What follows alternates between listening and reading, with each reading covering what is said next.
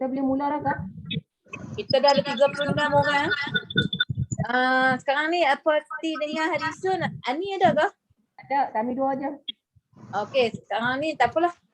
Assalamualaikum warahmatullahi taala wabarakatuh. Ustazah ada tak? Ada insya-Allah. Ustazah? Waalaikumsalam. Tak apalah suruh Ustazah ni ya. Wabarakatuh. Boleh? Ustazah kita boleh ni kot. Dah boleh ni. Alunkan Asmaul Husna. Tak tunggu dah noh. Saat ni ada setengah yang tak on. Saya mute semua dulu sebab gangguan. Bunyi berdengung kenapa?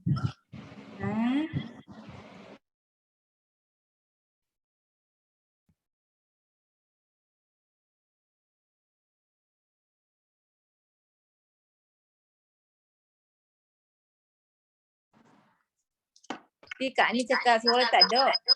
Jelas tak? Maksudnya dia tak ni kot, tak tekan mic. Tapi ataupun line dia Okay, tak boleh tak ni? Okey. Masih berdengung dia. Saya boleh tambah ya. Tak ada kerayang. Saya mau tutup kali ni. Okey. Okey lah. Nah, Suhaiti. Yang baru masuk minta mute dulu noh. 3, 2, 1. Gangguan lah. Dia bergaung, dia ada apa macam La ilaha illallah wal hayyul qayyum wa atubu ilaih. Jelas. tak nama Rashidah Madrid ni dia macam tak ada lambang apa pun. Rashidah Madrid. Dia baru masuk lah. Masih ada gangguan lagi ke? Ada gangguan ni.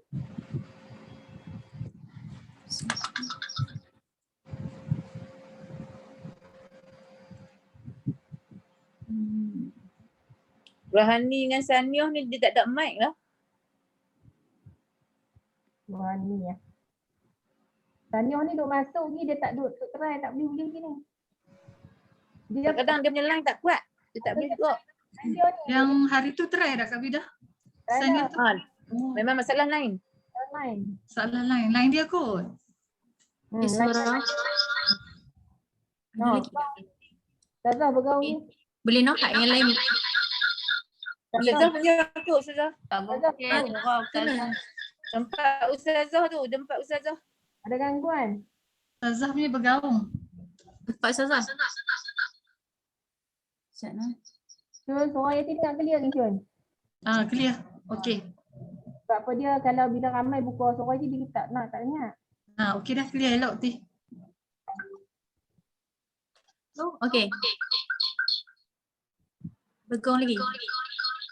Bergaung lagi Ustazah. Dia macam mengajuk suara Ustazah.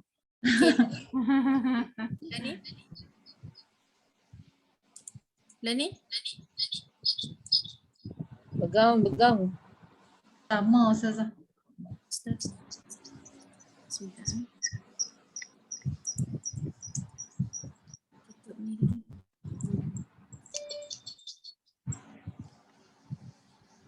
Suara. Hilang. Suara lambung. Gaung. Bergaung. Suara melambung. Ustaz dah masuk tau. Ada lantunan suara. Ustazah nak masuk ni, Ustaz nak masuk dah. Ustaz dah masuk dah. Nak ambil nak masuk kah? Masuk Ustaz. Tak apa boleh. Dah Ustaz masuk dah. Suara. Awal Lagi.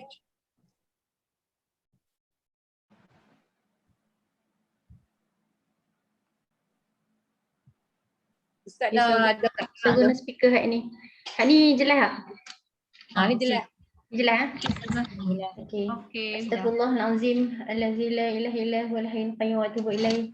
Astaghfirullahalazim allazi la ilaha illa huwal hayyul qayyum wa atubu ilaih. Astaghfirullahalazim allazi la ilaha illa huwal hayyul qayyum wa atubu ilaih. Bismillahirrahmanirrahim. Innallaha wa malaikatahu yusholluna 'alan nabi ya ayyuhalladzina amanu shallu 'alaihi wa sallimu taslima.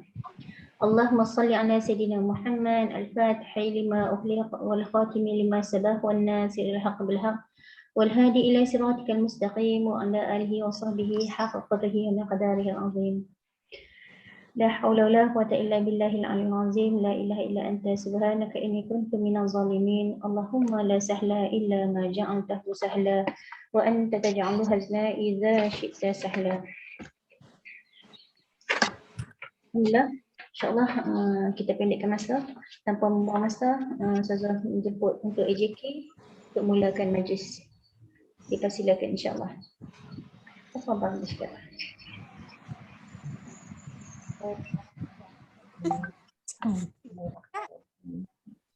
Astaghfirullahalazim alladzi la ilaha illa huwal hayyul qayyum wa atubu ilaih. Astaghfirullahalazim alladzi la ilaha illa huwal hayyul qayyum wa atubu ilaih. Astaghfirullahalazim الذي لا إله إلا هو الحي القيوم وأتوب إليه. Firman Allah dalam berdoa dengan Asmaul Husna. Walillahil asmaul husna fad'uuhu biha wa zarul ladzina yulhiduna fi asma'ih sayujzauna ma kanu ya'malun. Hanya milik Allah Asmaul Husna, maka bermohonlah kepadanya dengan menyebut Asmaul Husna itu dan tinggalkanlah orang-orang yang menyimpan daripada kebenaran dalam menyebut nama-namanya. Nanti mereka akan mendapat balasan terhadap apa yang telah mereka kerjakan. Ya Allah, kami mohon restumu untuk memuji-memujamu dengan 99 Asmaul Husnamu. Ya Allah, Ya Nur, pancari hati kami dengan cahayamu agar menjadi petunjuk dalam kehidupan kami. Kami ingin hidup menjadi abdi dan khalifahmu yang sentiasa mencintaimu. Bismillahirrahmanirrahim.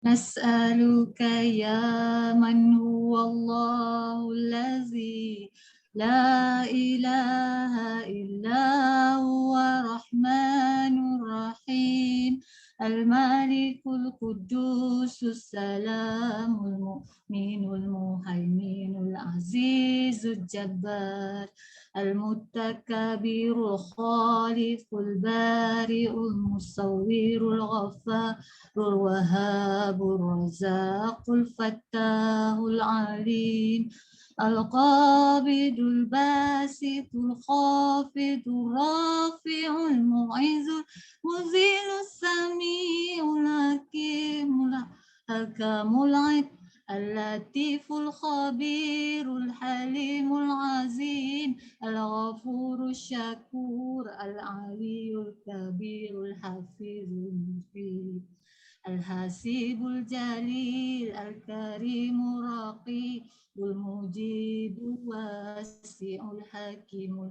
wadudul majibul waba'isul syahid al-haqqul wakil al-qawiyul matin al-waliyul hamidul muqsimu wal mu'idul muhibul mumitul hayyul qayyum.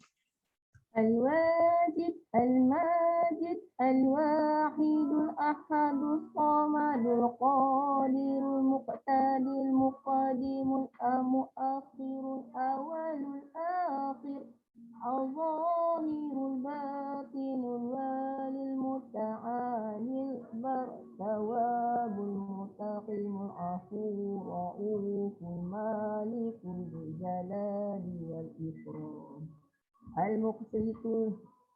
المقسط الجامع الغني المغني المانع الضار نافع النور الهادي البديع الباقي الوارث الرشيد الصبور الذي ليس كمثله شيء وهو السميع البصير Allahumma salli afdala salati ala as'adil makhluqatika sayyidina Muhammadin wa ala alihi wa sahbihi wa sallim adada makhluqatika wa midada kalimatika kullama zakaraka zakiruna wa ghafala an zikrika ghafilun.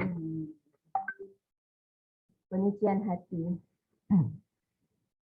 Ya Allah, mudahkan proses penyucian hati kami dengan menyeru namamu. La ilaha illallah, Allahumma ya afun, ya ghafar, ya tawwab, ya qudus, ya jalil. Ya afun, ya ghafar, ya tawwab, ya qudus, ya jalil. Ya afun, ya ghafar, ya tawwab, ya qudus, ya jalil. Ya Allah, maafkan kami, ampunkan kami, terimalah taubat kami. Bersihkan dan jernihkan hati kami dari penyakit hati, karat dosa, berhala dunia, kotoran syirik dan syaitan yang mengalir dalam darah. Alhamdulillah. Serahkan pada Ustazah.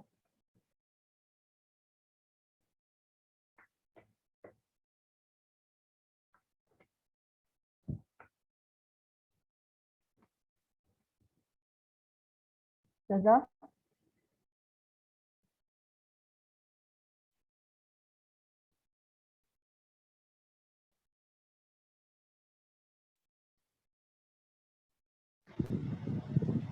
Bismillahirrahmanirrahim. Jelas tak suara? Ha? Boleh dengar? Boleh Ustazah. Tak berdengung dah kan? InsyaAllah. Masya-Allah. Okay, Alhamdulillah, insyaAllah kita teruskan untuk membaca selawat tafrijiyah. Dan insyaAllah bagi sahabat-sahabat pencinta selawat, insyaAllah boleh ambil kiraan untuk selawat ini dimasukkan dalam kumpulan untuk selawat tafrijiyah kita yang berjumlah 4,444 kali tu, no? InsyaAllah. Okay, sama-sama kita mengalimkan insyaAllah. Bismillahirrahmanirrahim. Allah mudahkan kami untuk membaca selawat tafrijiyah ini, ya Allah, untuk kami fasakkan dan kami kumpulkan untuk dalam himpunan bacaan keseluruhan kami sebanyak 444 kali, dan juga kepada jemaah-jemaah yang berada di dalam ini juga akan dapat keberkatan. Bismillahirrahmanirrahim.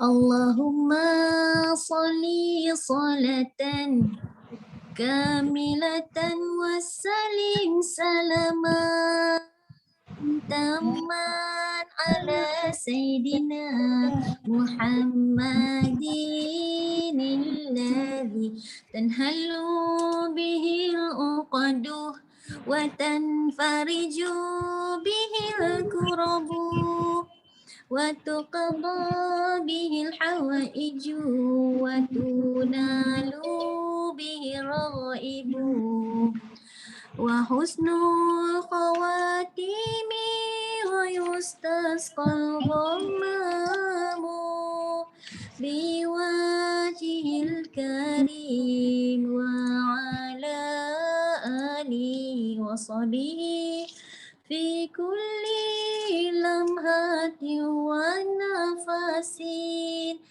nafasin bi'adadi kulli ma'lumin lak. Allahumma salli salatan kamilatan wassalim salaman taman ala sayyidina Muhammadin alladhi tanhalu bihil uqadu wa tanfariju bihil kurabu wa tuqadha bihil hawaiju wa tunalu bihil raibu wa husnul khawatimi ويستسقى الغمام بوجهه الكريم وعلى آله وصحبه في كل لمحة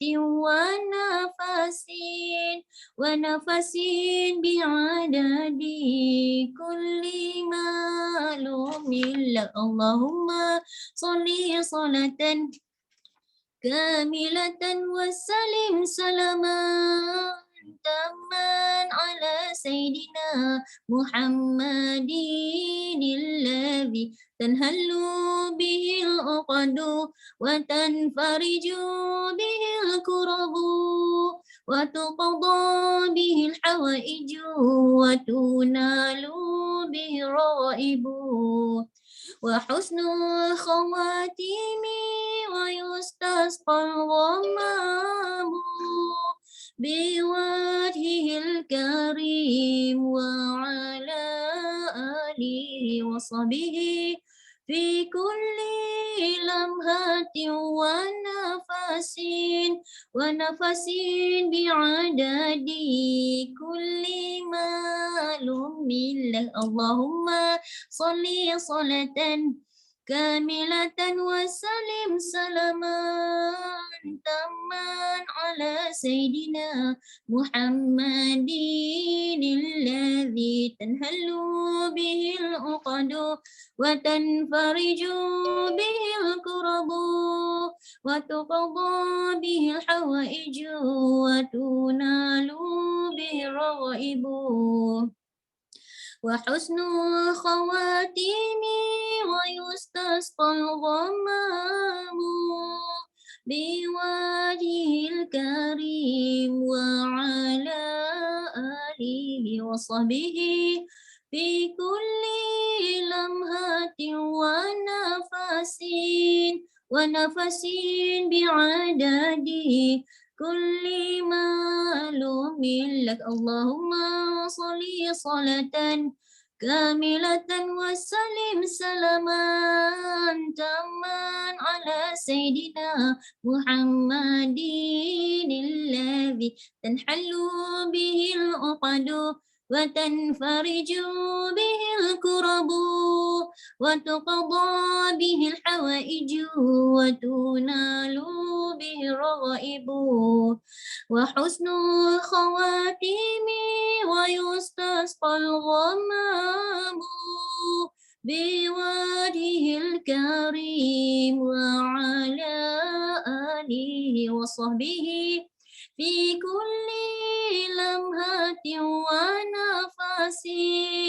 ونفس بعدد كل معلوم لك اللهم صل صلاة كاملة وسلم سلاما تاما على سيدنا محمد الذي تنحل به العقد وتنفرج به الكرب وتقضى به الحوائج وتنال به الرغائب وحسن الخواتيم ويستسقى الغمام بوجهه الكريم وعلى آله وصحبه في كل لمحة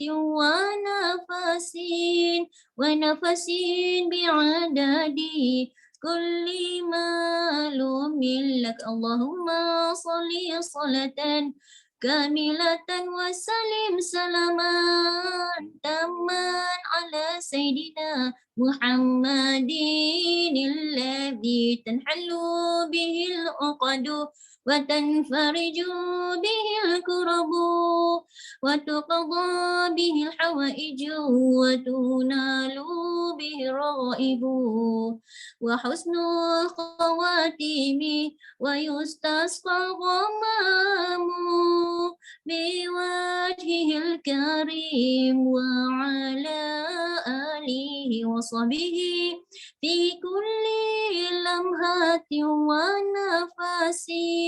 ونفس بعدد كل معلوم لك اللهم صل صلاة كاملة وسلم سلاما تاما على سيدنا محمد الذي تنهل به العقد وتنفرج به الكرب وتقضى به الحوائج وتنال به الرغائب وحسن الخواتيم ويستسقى الغمام بوجهه الكريم وعلى آله وصحبه في كل لمحة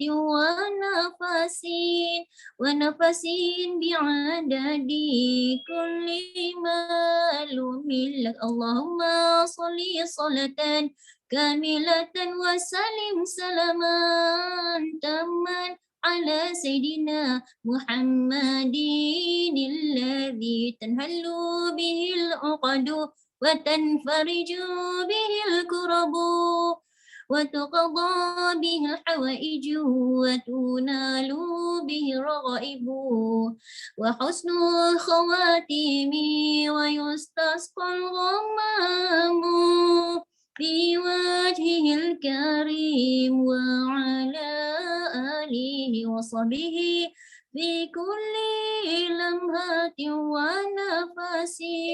ونفس بعدد كل معلوم لك اللهم صل صلاة كاملة وسلم سلاما تاما على سيدنا محمد الذي تنهل به العقد وتنفرج به الكرب وتقضى به الحوائج وتنال به الرغائب وحسن الخواتيم ويستسقى الغمام بوجهه الكريم وعلى آله وصحبه في كل لمحة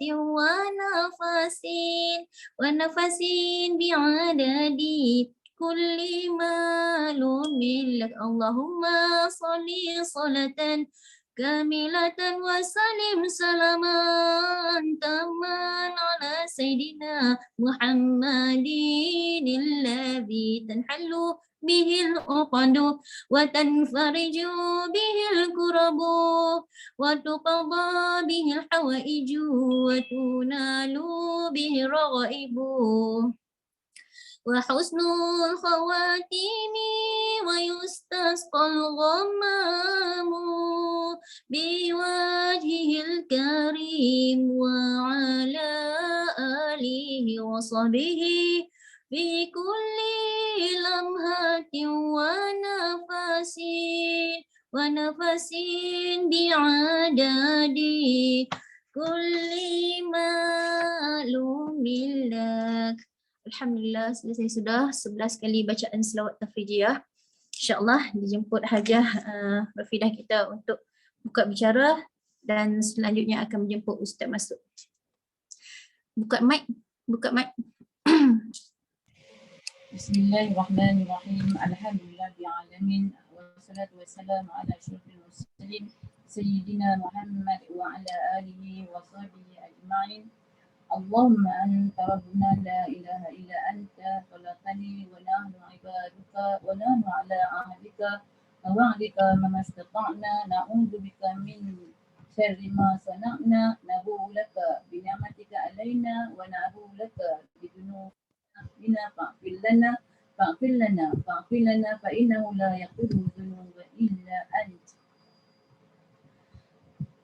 اللهم صل وسلم وبارك على سيدنا محمد الفاتح لما أغلق والخاتم لما سبق والناصر الحق بالحق والهدي إلى صراطك المستقيم وصلى الله عليه وعلى آله وأصحابه حق قدره ومقداره العظيم. اللهم إنك عفو تحب العفو فاعف عنا وعن والدينا ولمشايخنا وجميع المسلمين والمسلمات برحمتك يا أرحم الراحمين. اللهم فقهنا في الدين وعلمنا تأويل. اللهم لا سهل إلى ما جعلته سهلا وأنت تجهزنا إذا شئت سهلا. لا إله إلا الله وحده لا شريك له، له الملك وله الحمد وهو على كل شيء قدير ولا حول ولا قوة إلا بالله العلي العظيم. أما بعد. Assalamualaikum warahmatullahi taala wabarakatuh. Ahlan wa sahlan kepada Ustaz Yusran. Assalamualaikum Ustaz. Ustaz buka speaker Ustaz. Dan dialu-alukan kat sahabat-sahabat yang berada dalam program pada pagi ini, program kuliah duha, iaitu kita bersama dengan Ustaz Yusran. Saya rasa masa kita pun dah agak terlebih sikit dah, jadi saya teruskan serah majlis ni kepada Ustaz lah. Ustaz silakan Ustaz. Okay. Assalamualaikum warahmatullahi wabarakatuh. Alhamdulillahi rabbil alamin wassalatu wassalamu ala asyrafil anbiya'i wal mursalin wa ala alihi wa sahbihi ajma'in. Rabbi shrah li sadri wa yassir li amri wahlul 'uqdatam min lisani yafqahu qawli. Allahumma alimna ma jahilna wanfa'na bima 'allamtana waj'alna minal mukhlisin. Rabbana la taj'alna fitnatan liqaumiz zalimin. Rabbana atmim lana nurana waghfir lana innaka 'ala kulli syai'in qadir. Rabbana afriq 'alaina sabran wa tsabbit aqdamana wansurna 'alal qaumiz zalimin. Allahumma salli 'ala sayyidina Muhammad al-Fatihi lima ughliqa wal khatimi lima sabaqa nasiril haqqo bil haqqo wal hadi ila siratikal mustaqim wa ala alihi haqqa qadrihi wa miqdarihi al-azim. Alhamdulillah, syukur kita kepada Allah Subhanahu wa taala. Kerana dengan taufik dan hidayah daripada Allah dapat sama-sama kita menyambung kembali kuliah kitab kita secara online lah, yang dibawa ataupun dianjurkan oleh Hawa Mukhlisin daripada Kulim kan. Cik wah buat betul tak kenal. Daripada Kulim, Hawa Mukhlisin. Jadi insya-Allah pagi ni kita sambung kembali ya. Kitab kita muka surat sebelah. Muka surat sebelah tengah-tengah tu.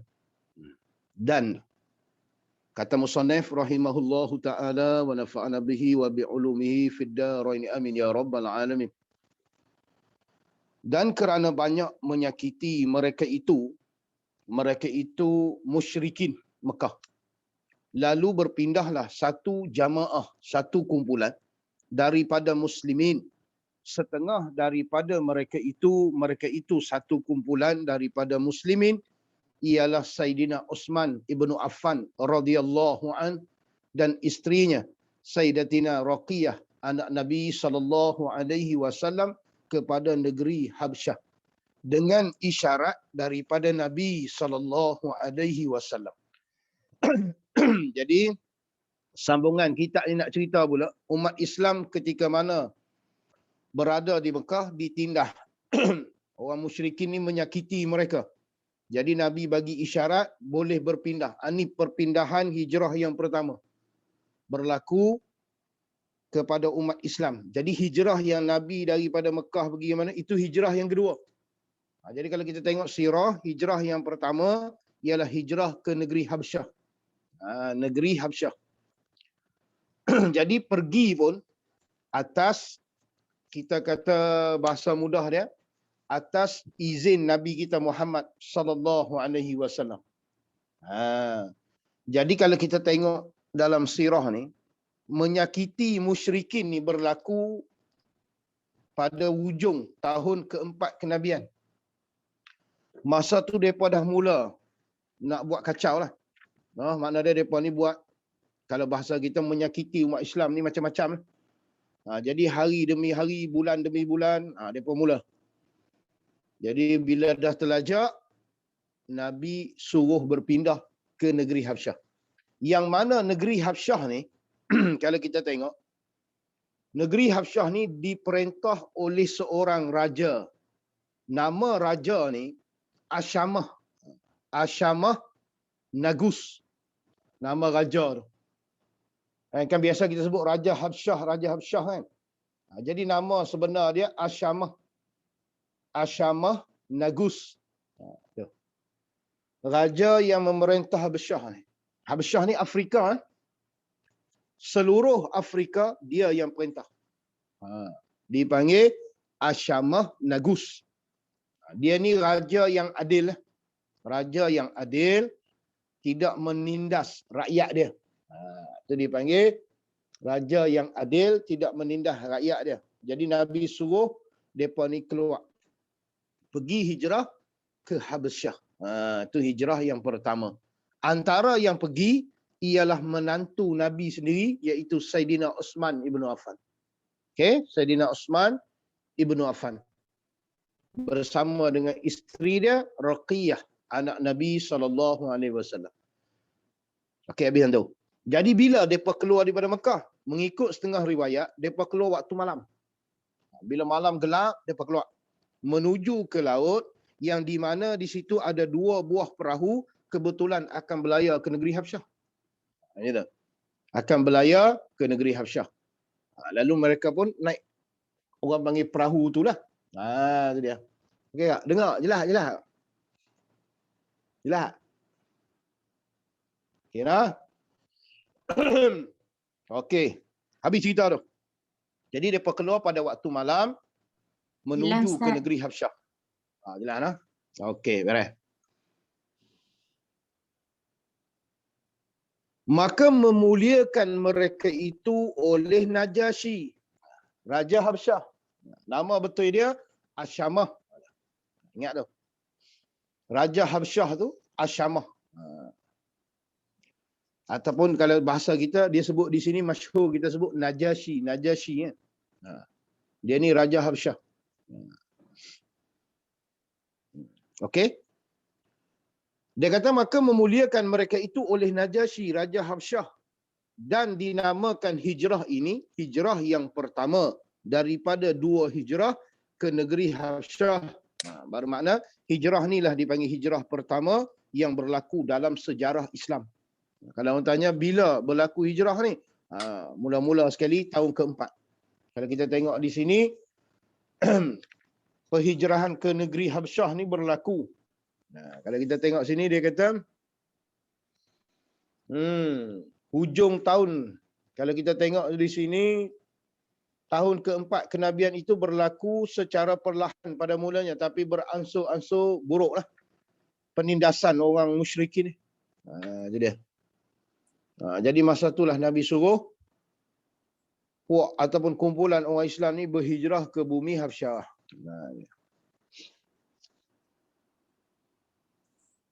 Okey.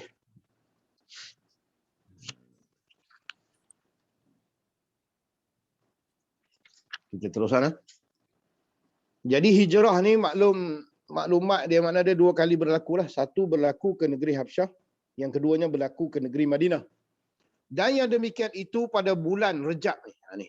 Berlaku hijrah yang pertama ni pada bulan Rejab tahun yang kelima daripada nubuwah. Di sini makna dia hujung tahun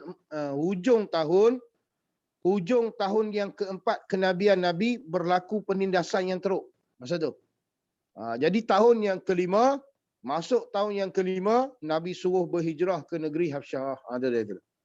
Jadi bulan tu bulan Rejab. Tahun yang kelima daripada nubuwah. Dan diam mereka itu pada negeri Habsyah kurang daripada 6 bulan. Yang muslimin yang berhijrah ke negeri Habsyah ni duduk tak lama, 6 bulannya. 6 bulannya. Kita dah 2 tahun Covid ni. Dekat 2 tahun lah. Duduk tak diam kita lah. Ni 6 bulannya. Mereka duduk di negeri Habsyah ni 6 bulan. Kemudian pulang kebanyakan mereka itu tatkala sampai khabar kepada mereka itu bahwasanya musyrikin sujud mereka itu serta Nabi SAW tatkala membacanya Nabi suratul An-Najmi. Suratul Najmi wan Najmi idza hawa. Dia kata musyrikin ni depa dengar ceritalah masa duduk di Habsyah tu dapat WhatsApp lah. Dapat WhatsApp ataupun tengok Facebook. Dia tengok rupanya orang musyrikin ni tunduk dah kepada Nabi bila Nabi baca surah ni. Kalau kita tengoklah, dia macam ni. Tahun yang kelima tu, kalau kita tengok tahun yang kelima, Nabi ni masuk ke rumah suci, mana Masjidil Haram. Kemudian Nabi menunggu orang-orang kafir Quraisy masuk. Daripada golongan bangsawan, kemudian golongan penghibur ni Nabi tunggu. Kemudian bila mereka sampai, Nabi baca surah An-Najmi. Dia sebut surah An-Najmi. Jadi bila Nabi baca surah tu, jadi ayat Quran yang Nabi baca tu meresap ke dalam hati-hati pendengar. Termasuk pembesar Quraisy ni. Ni kali pertama mereka mendengar wahyu. Dia berlaku tu. Padahal sebelum ni, mereka mempersendakan wahyu tu. Tapi bila mereka dengar ni, terpesona. Ni antara hikmah Nabi baca surah ni. Jadi bila mereka dengar Nabi baca terpesona, jadi berita yang kata musyrikin ni terpesona dengan bacaan Nabi semua ni sampai kepada kaum Islam ataupun penduduk Islam yang berhijrah ke Habsyah. Itu mereka balik. Dia perlu ingat musyrikin ni dah beriman lah. Pasal duk dengar ayat Quran ni. Itu dia kata tu. Pulang kebanyakan mereka itu, tatkala sampai khabar kepada mereka itu, bahwasanya musyrikin sujud mereka itu serta Nabi SAW tatkala membacanya Nabi surah Wan Najmu Idza Hawa. Wan Najmi Idza Hawa. Kerana menyangka mereka itu kaum muslimin yang berada di Habsyah akan Islam musyrikin. Sebab tu mereka balik. 6 bulan mereka duduk di sana, mereka dapat berita. Kata musyrikin di Mekah ni masuk Islam dah. Jadi mereka pakat balik. Itu yang tak lama duduk di Habsyah tu. Dan tersebut di dalam Al-Mawahibud Diniyah. Nama kitab. Tersebut di dalam Al-Mawahibud Diniyah bahwasanya tatkala melihat Quraisy akan kemuliaan Nabi SAW dengan mereka yang mesyuarat, yang menurutnya, dengan mereka yang menurutnya, dan kemuliaan ashabnya, ashab Nabi SAW, yakni sahabat-sahabat Nabi yang pada negeri Habsyah, dan melihat mereka itu akan Islam Sayyidina Umar dan banyak Islam pada sekalian kabilah, maka ijma'lah mereka itu, mana bersetujulah mereka itu musyrikin atas bahawa membunuh mereka itu akan Nabi SAW.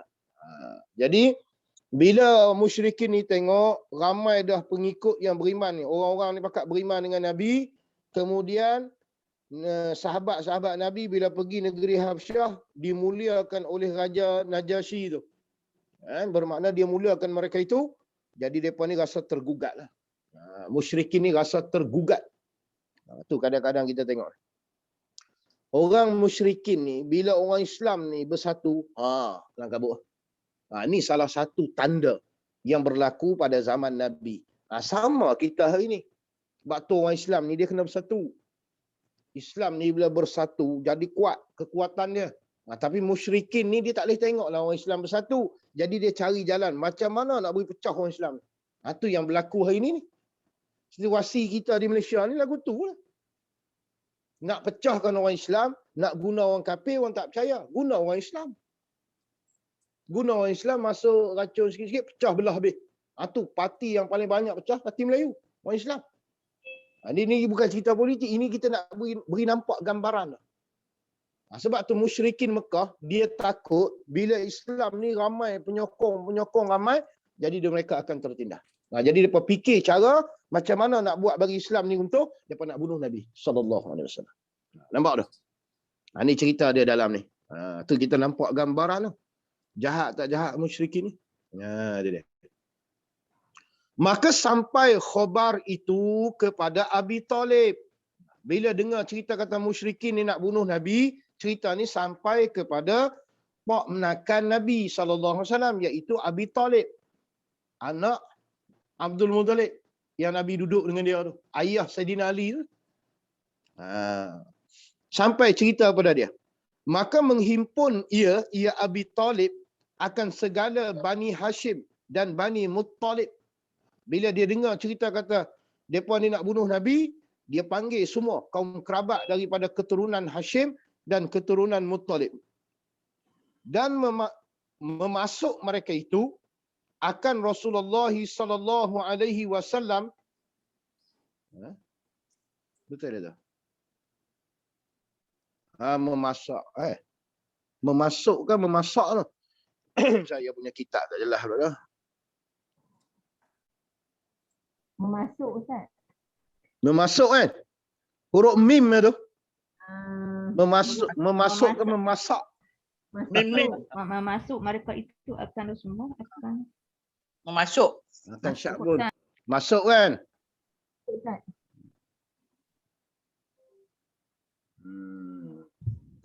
Dia mim. Betul. Dia mim.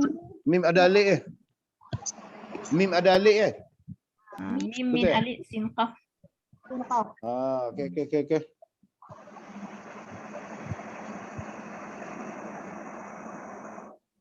Salah.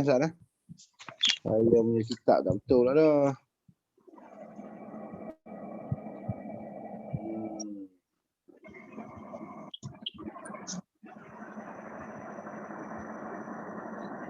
Ini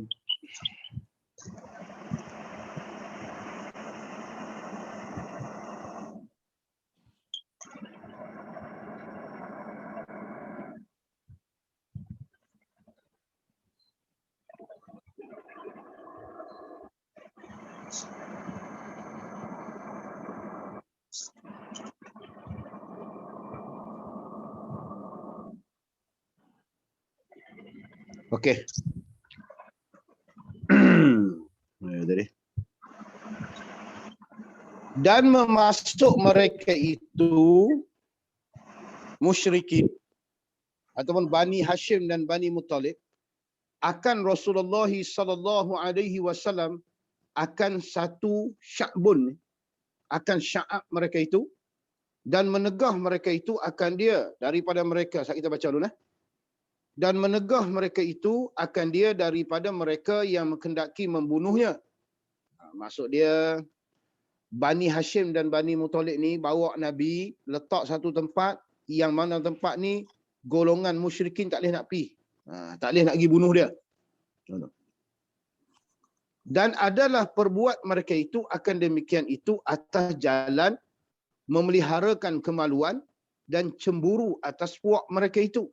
Maka tatkala melihat Quraisy akan demikian itu, berhimpun mereka itu dan bermesyuarat atas bahawa menyuruh mereka itu akan satu suratan yang berakad mereka itu di dalamnya atas Bani Hashim dan Bani Muttalib bahawa tiada berkahwin mereka itu dan kita baca dulu. Dan tiada bercampur dengan mereka itu, Bani Hashim dan Bani Muttalib. Dan bahawa tiada diterima suluh daripada mereka itu sekali-kali hingga menyerah mereka itu akan Rasulullah sallallahu alaihi wasallam bagi dibunuh. Cerita dia lagu ni. Bila Abi Talib ni dengar musyrikin ni nak bunuh Nabi, jadi dia panggil adik-beradik dia daripada keturunan Hashim dan keturunan Muttalib. Suruh jaga Nabi, kawan Nabi. Supaya tidak dibunuh oleh musyrikin. Bila musyrikin ni dapat cerita kata Bani Hashim dan Bani Muttalib ni duk jaga Nabi ni, letak satu tempat. Jadi mereka ni buat keputusan nak pulau Bani Hashim dan Bani Muttalib. Cara dia, mereka tak bagi anak mereka berkahwin dengan keturunan Hashim ataupun Muttalib. Jahat tak jahat ni musyrikin. Kemudian mereka bukan setakat tak beri kahwin ni. Mereka tak terima pendamaian yang dilakukan daripada Bani Hashim dan Bani Muttalib. Bergaul tak boleh, semua tak boleh. Ni jaga tengok. Musyrikin punya plan ni. Dia tak mau bagi Bani Hashim dan Bani Muttalib ni dapat bergaul dengan orang. Jadi mereka pulaukan Bani Hashim dan Bani Muttalib kerana mereka ni duk jaga Nabi. Selagi mana mereka tak serah Nabi kepada mereka untuk dibunuh, selagi itu mereka pulaukan Bani Hashim dan Bani Muttalib. Ini berlaku ketika hijrah beberapa orang sahabat ke negeri Habsyah. Ini peristiwa yang berlaku. Itu dia. Jahat lah kalau bahasa kita, jahat sampai tahap tu. Itu dia. Dan menyurat mereka itu akan demikian itu di dalam satu kertas dengan khat Mansur anak Ikrimah. Maka jadi lasa tangannya. Jadi mereka suruh Mansur anak Ikrimah ni tulis. Bila dia tulis macam tu, tangan dia jadi kaku. Lasa ni makna dia jadi lumpuh lah. Tangannya, dan digantung akan dia di dalam Kaabah pada hari yang pertama daripada bulan Ramadan tahun yang ketujuh daripada nubuwah. Bermakna perjanjian yang musyrikin buat ni kata tak boleh berkahwin dengan keturunan Hashim dan keturunan Muttalib, tak boleh bergaul dengan mereka, jangan duk akad damai dengan mereka. Dia suruh seorang pemuda, nama dia Mansur, anak Ikrimah, dia tulis khat tu. Tulisan tu dia tulis, perjanjian tu dia tulis. Masa dia tulis siap tu, tangan dia jadi lasa. Ini Allah Ta'ala tunjuk ni. Allah Ta'ala tunjuk, tangan jadi kaku. Kemudian tulisan yang ditulis tu digantung, dia kata, di dalam Kaabah pada hari yang pertama daripada bulan Ramadan tahun yang ketujuh daripada kenabian Nabi kita Muhammad sallallahu alaihi wasallam. Itu dia. Dan berhimpun Banu Hashim dan Banu Muttalib kepada Abi Talib, dan masuk mereka itu serta Nabi akan Sya'abnya, melainkan Abu Lahab. Maka adalah ia serta Quraisy, dan diam kelakuan atas demikian itu 2 tahun atau 3 tahun, hingga bersangatanlah kepayahan mereka itu. Jadi perjanjian ni menyebabkan Banu Hashim dan Banu Muttalib jadi susah. Bila musyrikin ni buat macam tu, jadi Bani Hashim dan Bani Muttalib jadi susah lah. Jadi mereka ni bertemu dengan Abi Talib. Bani Hashim dan Bani Muttalib ni, mereka pergi jumpa Abu Talib beserta dengan Nabi yang mereka bawa tu. Dalam satu, cuma saya tengok dalam kitab lain, mereka letak Nabi ni dalam sangkar. Macam sangkar ni. Setengah dia Syiah ni mana sangkar. Mana dia buat tempat kotak yang mana Nabi duduk dalam tu. Mereka kawal Nabi duduk dalam tu. Tak boleh orang tengok, tak boleh orang buat apa ke Nabi. Sampai tahap tu. Jadi yang tak pergi jumpa Abi Talib ni, Abu Lahab, hak menakan Nabi ni tak pergi. Dia ni duduk bersama dengan Quraisy. Jadi peristiwa, kalau bahasa kita, peristiwa memulau, larang orang bergaul ni berlaku lebih kurang 2 tahun, kata pengarang ni lah, atau 3 tahun. Berlaku benda tu sampai 2 tahun, 3 tahun. Dan adalah Quraisy telah memutus daripada mereka itu akan segala makanan. Dan adalah tiada sampai kepada mereka itu sesuatu melainkan dengan tersembunyi. Mereka sekat semua. Makanan apa semua tak boleh sampai. Dia jaga ni. Quraisy ni. Tu kadang-kadang ekonomi ni, orang Islam ni dia kena, tak tahu kita nak sebutkan, ekonomi ni, orang Islam ni kena kontrol ekonomi ni. Sebab tu tengok, bila ekonomi dikontrol oleh orang yang bukan Islam, kadang-kadang kita tengok, bila time raya tengok, kadang-kadang nak cari gula apa ya, ayam apa ya. Pasal apa? Pasal ekonomi dikontrol oleh orang yang bukan Islam. Sebab tu agama, dia suruh kita pegang juga ekonomi ni. Supaya orang Islam ni tak terputus bekalan. Tu buat ekonomi ni kena bagi orang Islam. Sebab tu orang Islam hak kaya-kaya ni kena usaha lah. Ni kadang-kadang lagi kaya lagi hang tak tolong orang. Ni lagi kaya ekonomi kan. Sebab tu tengok zaman ni, zaman Nabi ni, Bani Hashim dan Bani Muttalib ni kena tindah dari segi ekonomi tengok. Sebab Quraisy yang mengontrol semua tu. Jadi mereka tak bagi. Melainkan yang sampai kepada Bani Hashim dan Bani Muttalib ni, yang orang wak mari cara sembunyi. Dan adalah mereka itu, Quraisy, Banu Hashim dan Banu Muttalib, tiada keluar daripada Sya'bun, melainkan pada satu musim. Kepada satu musim, kemudian berdiri beberapa laki-laki pada menghuraikan perceraian sahifah yang digantungkan itu. Jadi peristiwa ni berlaku lama. Jadi mereka ni tak keluar mana-mana, Banu Hashim dan Banu Muttalib. Sampailah, dia kata, beberapa orang laki-laki pada menghuraikan perceraian sahifah, suratan, yang digantungkan itu. Sampailah ada orang koyak. Dan adalah diperlihat oleh Allah Ta'ala akan Nabi-Nya atas bahawa ini telah memakan anai-anai ada. Bahwasanya anai-anai telah memakan akan sekalian barang yang tersurat di dalamnya daripada zalim dan memutuskan rahim, dan tiada tinggal melainkan nama Allah Ta'ala jua. Jadi apa yang mereka tulis di kertas tu, Allah Ta'ala tunjuk anai-anai makan. Anai-anai makan semua. Kertas mereka buat perjanjian kata tak mau bergaul dengan Banu Hashim, Banu Muttalib. Semua tu anai-anai makan. Kecuali nama Allah. Ini Allah Ta'ala tunjuk kepada mukjizat, satu kekuasaan yang berlaku kepada Nabi dah. Maka mengkhabar ia akan bapa mudanya. Nabi ini pun ceritalah kepada bapa mudanya, Abi Talib, akan demikian itu. Jadi bila Nabi, Allah Ta'ala tunjuk ke Nabi, anak-anak ini makan semua tulisan yang mereka tulis tu, yang ada dalam Kaabah. Jadi Nabi nampak benda ni. Allah Ta'ala tunjuk ke Nabi. Jadi Nabi cerita kepada pak menakan dia Abi Talib. Dan mengkhabar oleh Abu Talib, dengan demikian itu akan mereka itu, Banu Hashim dan Banu Muttalib. Dan adalah yang membicarakan pada menurunkan sahifah itu 5 orang. Dan mereka itu Hisham ibnu Hars. Dan ialah kepala mereka itu. Dan Zuhair ibnu Atikah binti Abdul Muttalib. Dan Abu Buhtar dan Zum'ah dan Mat'am ibnu Adi. Berhimpun 5 orang itu pada Hajun. Benda saya tak tahu lah tu.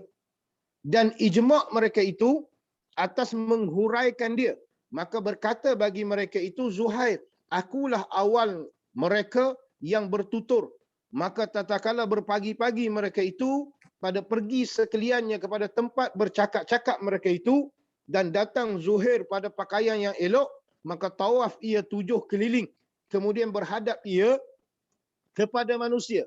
Maka berkata ia, wahai ahli Mekah, bahwasanya kita makan, kita akan makanan, dan memakai kita akan pakaian. Dan padahal Banu Hashim seperti barang yang kamu lihat, demi Allah, tiada aku duduk hingga dicari akan ini sahifah yang zalimah dan yang memutuskan rahim.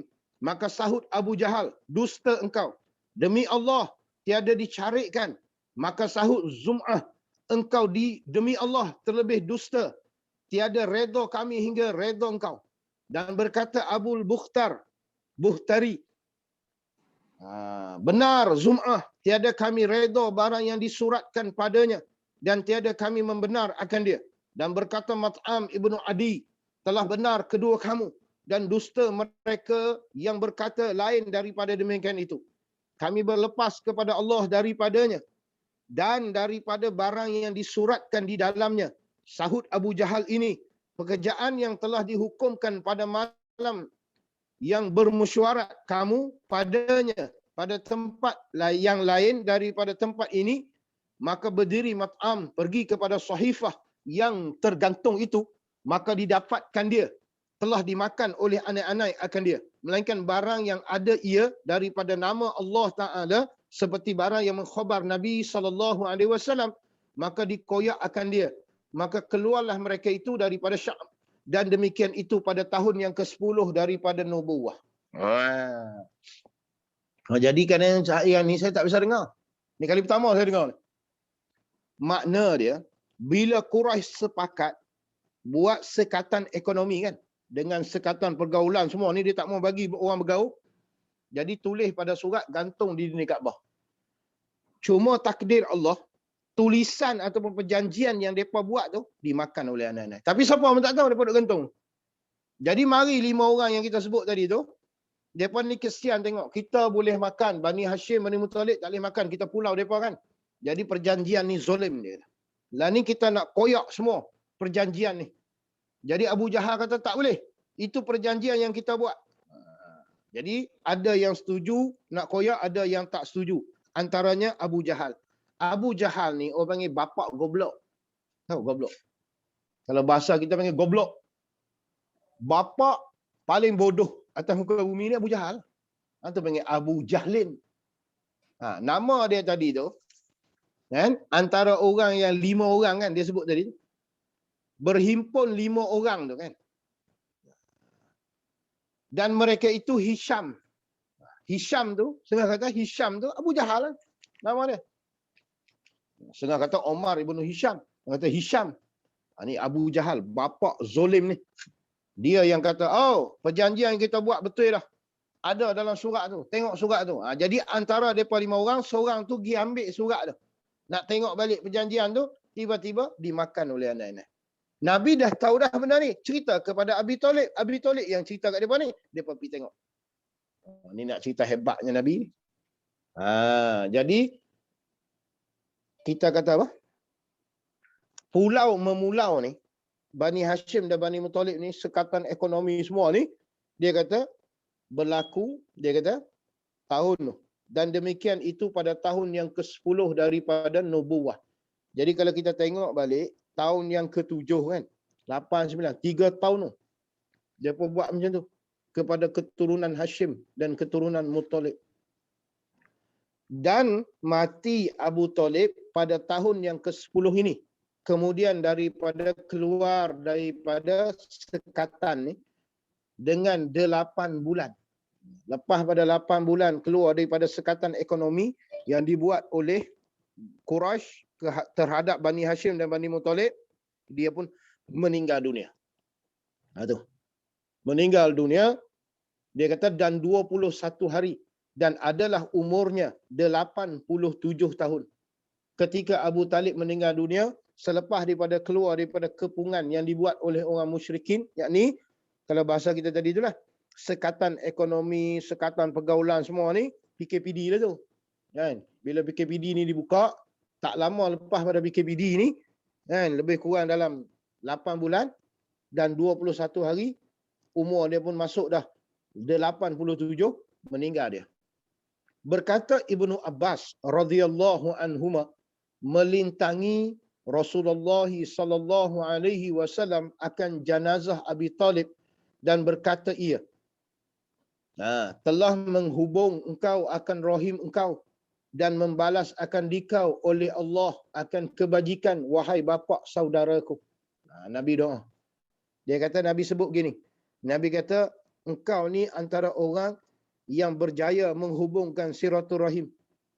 Mudah-mudahan Allah Ta'ala balas kepada engkau kebajikan. Nabi kata.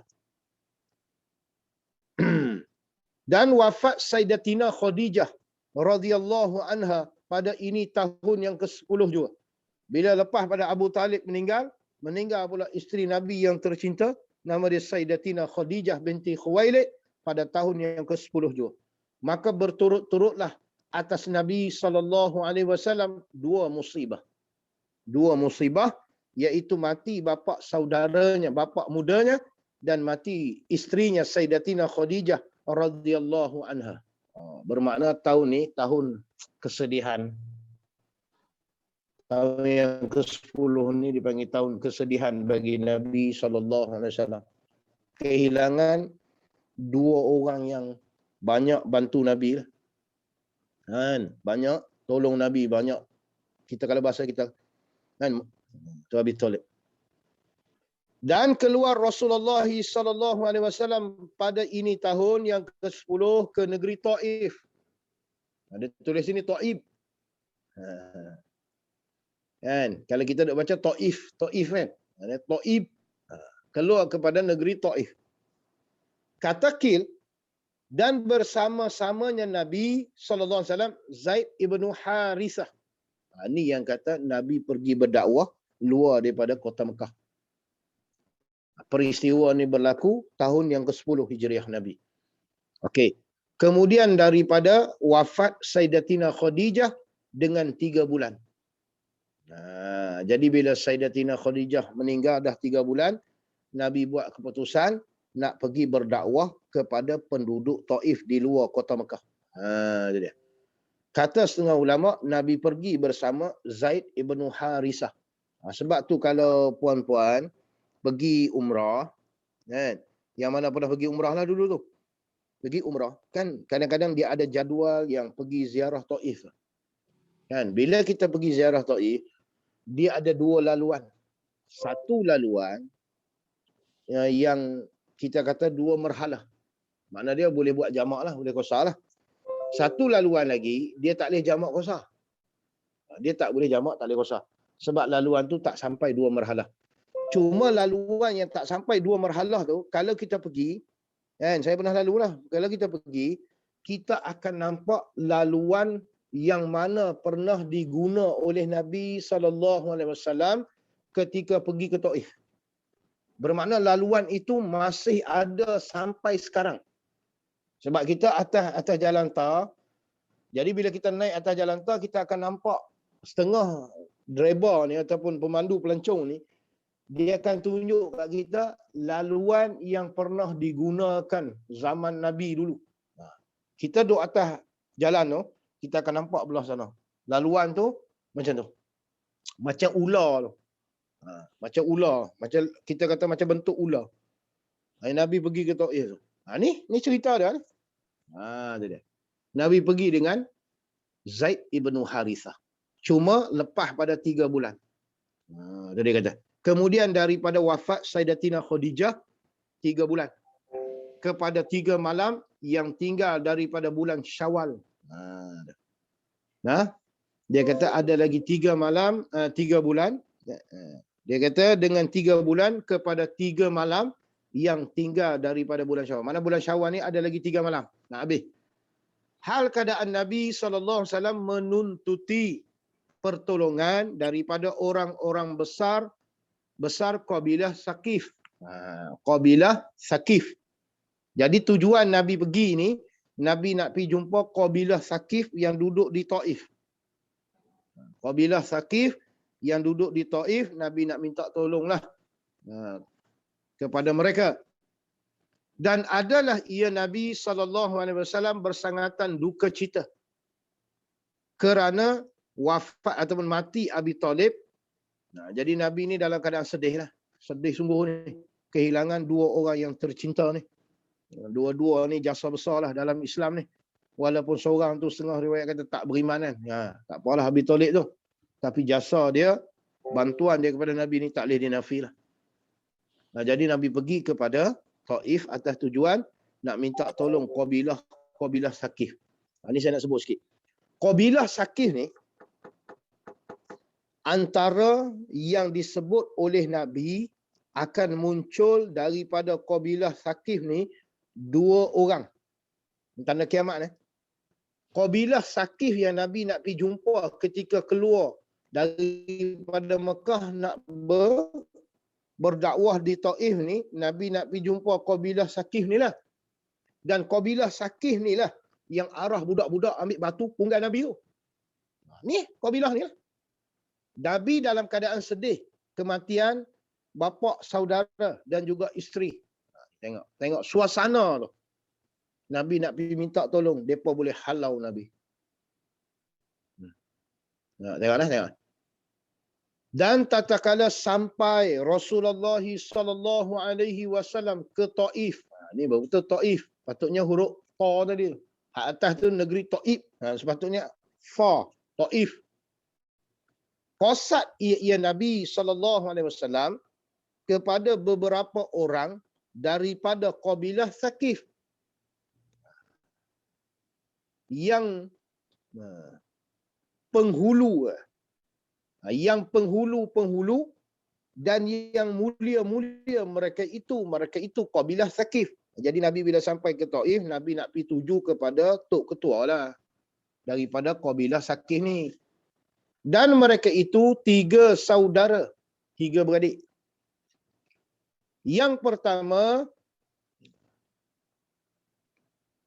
Abdul apa tu? Abdul apa tu? Saya tak tahu tak Abdul apa tu?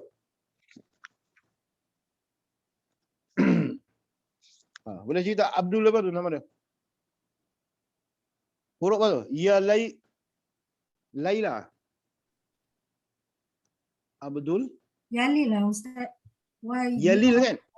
Yalil. Ya ada alif kan? Ya ada alif. Lam ya lam. Tak sambung kan? Ya alif lam ya lam. Abdul Yalil, betul? Ya ada alif. Saya punya ni tak clear ni. Abdul Yalil. Itu satu. Dan yang keduanya Mas'ud nama dia. Mas'ud. Dan yang ketiganya Habib. Okey. Nabi ni kosak pergi Taif nak jumpa 3 saudara ni lah. Pasal mereka ni orang besar lah ni. Orang besar ni.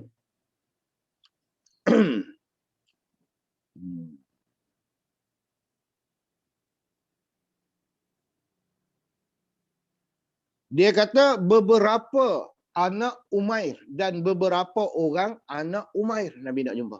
Antara 3 orang tadi, ya Yalil, Mas'ud dan Habib dan beberapa lagi anak Umair. Maka duduk ya Nabi SAW kepada mereka itu dan menyeru ya Nabi SAW akan mereka itu kepada Allah Azza wa Jal. Dan mengkhabar ia Nabi akan dengan barang yang mendatang ia akan mereka itu daripada minta tolongnya pada mendirikan Islam dan berdiri sertanya atas mereka yang menyalahinya daripada kaumnya. Maka menyakit akan dia oleh salah seorang daripada mereka itu dengan perkataan dan berkata seorang daripada mereka itu, adakah tiada dapat Allah akan seseorang yang lain daripada engkau dibangkitkan akan dia?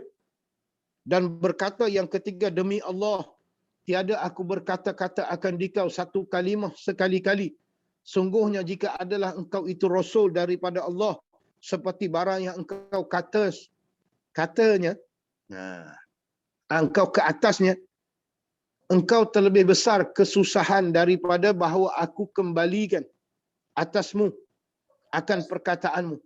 Dan jika adalah engkau itu dusta, tiadalah sayugia bagi engkau bahawa aku bertutur kepada engkau. Dan jika adalah jadi double pula suara. Okey. Bila Nabi jumpa mereka ni, Nabi pun ajak kepada Islam. Cerita tentang Islam, cerita tentang agama Islam dan penindasan yang dilakukan oleh musyrikin. Tiba-tiba di kalangan mereka ni bangkit dan bercakap percakapan yang menyakiti Nabi. Oh, jahat. Bani Saqif ni. Nah, tu dia kata tu. Dia kata apa? Tak ada orang lain kah yang Allah Ta'ala nak pilih jadi Rasul selain pada kamu? Oh, ini perkataan yang menyakitkan hati Nabi ni. Lepas tu yang lain pula cakap, aku tak mau bercakap dengan hang. Maka berdiri Rasulullah SAW daripada mereka itu padahal telah putus asa daripada kebajikan Saqif. Bila Nabi dengar perkataan daripada Saqif ni, kabilah Saqif, ketua-ketua ni, Nabi jadi putus asa. Nabi kata, tak ada dah mereka ni. Takkan beriman. Dan berkata ia bagi mereka itu. Dan berkata ia Nabi SAW bagi mereka itu. Tatkala perbuat kamu akan barang yang kamu perbuat, maka sembunyi oleh kamu atasku. Dan benci Rasulullah SAW bahawa sampai akan kaumnya khabar itu. Jadi Nabi katalah, tak apalah. Jadi hampa tak mau terima Islam, tak apalah. Hampa jangan duk buka cerita ni. Kata aku ni, hampa tak terima apa semua ni, kalau boleh tak payah duk cerita lah. Itu Nabi minta lah. Nabi kata lah ni, tak apalah. Hampa tak mau beriman, tak apa. Cerita kita ni habis di sini saja. Ni bahasa mudah dah. Jadi tak payah duk cerita ke orang lah. Hampa halau aku apa semua. Takut kaum dia sedih. Mana yang beriman dengan Nabi ni tak sedih. Maka tiada memperbuat mereka itu seperti pesanan Nabi SAW. Bahkan membenar mereka itu akan segala sapih dan hamba-hamba mereka itu memaki akan Rasulullah SAW dan menyakiti mereka itu akan Nabi SAW. Jadi Nabi kata tak apalah, kalau tak terima pun tak apalah. Jadi jangan duk buat cakap lebih-lebih lah, atau bahasa kita jangan duk pergi cerita ke orang. Tak, mereka ni suruh hamba-hamba mereka, orang-orang yang susah-susah ni, maki Nabi, menyakiti Nabi, dan berhimpun atasnya oleh manusia dan melontar mereka itu akan Nabi sallallahu alaihi wasallam dengan anak batu hingga berdarah dua kakinya Nabi sallallahu alaihi wasallam dan berlumur dengan dia dengan darah tadi oleh dua kasutnya Nabi sallallahu alaihi wasallam. Okey.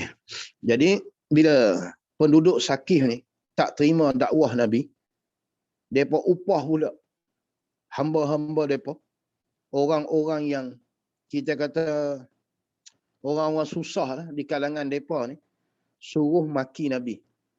Maki Nabi, cakap benda-benda tak elok pasal Nabi, dan mereka panggil semua manusia yang ada di Taif ni, kebanyakan daripada kabilah Sakif ni, ambil batu punggai Nabi. Boleh bayang tak macam mana suasana tu?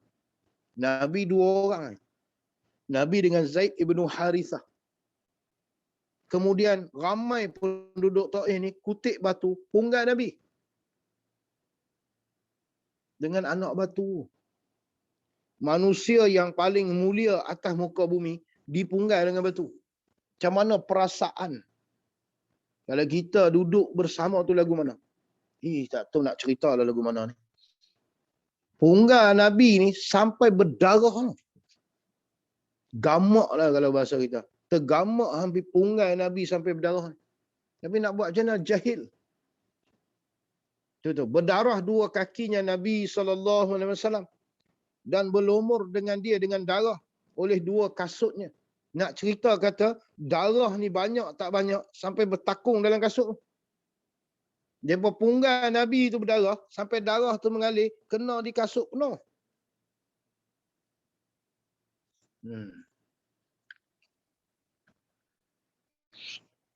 Dan diriwayatkan bahawasanya adalah ia Nabi SAW tatkala mengena akan dia oleh anak batu. Duduk ia Nabi SAW kepada bumi.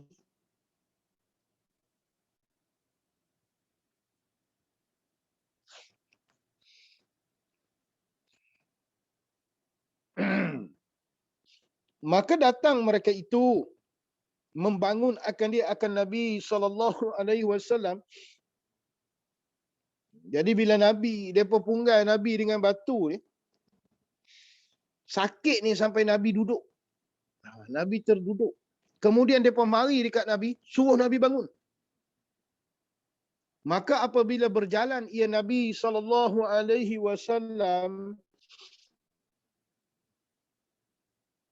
melontar mereka itu akan dia akan Nabi SAW.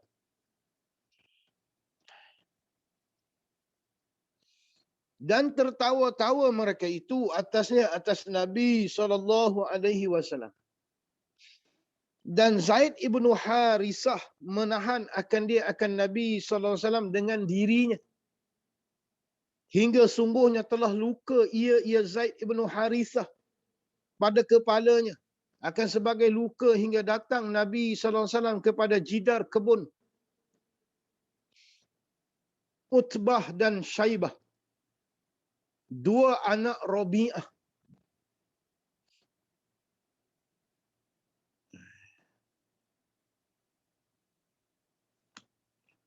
Jadi cerita dia, bila Nabi berdakwah kepada penduduk Taif ni, Nabi dihalau, dipunggai dengan batu hingga berdarah sampai Nabi berlindung di sebuah kebun. Yang mana kebun ni, hari ni kalau kita pergi Taif, ada orang bawa pergi kebun. Itulah tempat Nabi berlindung. Ketika mana dipunggai oleh penduduk-penduduk Taif ni. Daripada kabilah Sakif. Yang saya nak sebut sikit. Bila akhir zaman nanti, Nabi kata antara tanda kiamat lah, ada dua orang akan keluar daripada kabilah Sakif ni. Yang pertama akan mengaku jadi Nabi SAW. Penduduk Taif ni daripada kabilah Sakif ni, dia akan mengaku dia Nabi. Itu yang pertama. Yang keduanya akan keluar seorang lagi daripada kabilah Sakif yang halau Nabi ni. Seorang pembunuh. Nama dia Hajjaj ibn Yusuf. Hajjaj ibn Yusuf daripada kabilah Sakif. Dan seorang lagi daripada kabilah Sakif mengaku jadi Nabi. Tanda kiamat. Daripada kabilah yang halau Nabi ni. Ni cerita dah ni. Cerita gamak perhimpunan Nabi sampai berdarah macam tu. Okey. Sebelum tu, bila Nabi turun daripada Taif, Taif kan di atas bukit tempat dia tu, sebab dia sejuk tu. Suasana dia sejuk. Kalau setengah orang Arab, dia panggil Taif tu Qaryah Muluk, Qaryatul Muluk. Maksud dia kampung raja-raja. Mana dia hari ni Taif, kalau kita pergi, dia ada rumah hebat-hebat, rumah besar-besar. Ada setengah orang Mekah cerita, raja-raja Mekah ni, bila musim panas, mereka akan pergi Taif. Pergi duduk di Taif. Pasal kawasan dia sejuk. Jadi mereka nak tenang jiwa apa semua di situlah. Raja Mekah ni. Jadi berlaku bila Nabi turun daripada Taif, Nabi singgah di satu tempat. Setengah kata dekat dengan tempat yang hari ni kita pergi niat umrah. Kalau kita pergi Taif, kita turun daripada Taif, kita berhenti di Masjid Qarnun Manazil. Qarnun Manazil tu, kita singgah di situ, kita niat umrah kan? Kalau orang pergi buat umrah kan? Dekat situ ada satu tempat yang mana Nabi tunggu, Nabi turun, Nabi duduk di situ. Kemudian Malaikat Jibril mari. Malaikat Jibril alaihissalam mari jumpa Nabi bersama dengan seorang malaikat yang tugas malaikat tu dia jaga segala gunung ganang yang ada di kota Mekah. Seluruh dunia ni lah. Dunia ni dia jaga gunung. Terutama sekali gunung ganang Bukit Bakau yang ada di sekitar Mekah lah. Jadi bila Jibril sampai, Jibril tengok Nabi ni bersedih. Kerana dihalau, dipunggang batu ni, Jibril kata, wahai Muhammad, hari ni aku bawa seorang malaikat yang kerja dia duk kawal segala gunung ganang yang ada atas muka bumi. Hari ni, habak kat dia, nak ambil gunung mana, nak hempuk kepala siapa. Nak hempuk kepala siapa. Habak saja. Malaikat ni akan terus pergi ambil batu besar, gunung ni hempuk atas kepala puak-puak yang duk halau Nabi jadi tu. Tahu tak perempuan Nabi kata apa? Nabi kata, wahai Jibril, aku tidak diutuskan untuk membinasakan umat, tetapi aku diutuskan untuk memberi rahmat kepada manusia. Nabi tak buat tau. Kalau kita lah, aku tak tahulah, 2-3 butir gunung bempuk tak kepala. Nabi ni, dia tak buat. Nabi kata apa? Mudah-mudahan akan lahir daripada tulang sulbi, tulang punggung, tulang sulbi lah. Daripada tulang sulbi mereka itu, anak cucu yang beriman. Nabi minta doa, tak apalah, Tok Wan hampa, ayah hampa halau aku. Tapi aku doa mudah-mudahan daripada keturunan orang yang halau aku ni, akan lahir orang-orang yang beriman kepada aku. Sebab tu hari ni kalau kita pergi Taif, seluruh penduduk Taif beriman kepada Allah Subhanahu wa taala. Tak ada yang kufur. Ini doa Nabi. Tengok Nabi ni hebat tak hebat. Walaupun dituju dengan batu, dicedera macam ni macam-macam, tapi Nabi memaafkan penduduk Taif. Hebat Nabi ni, akhlak dia. Habis tuan tu. Tidak nah.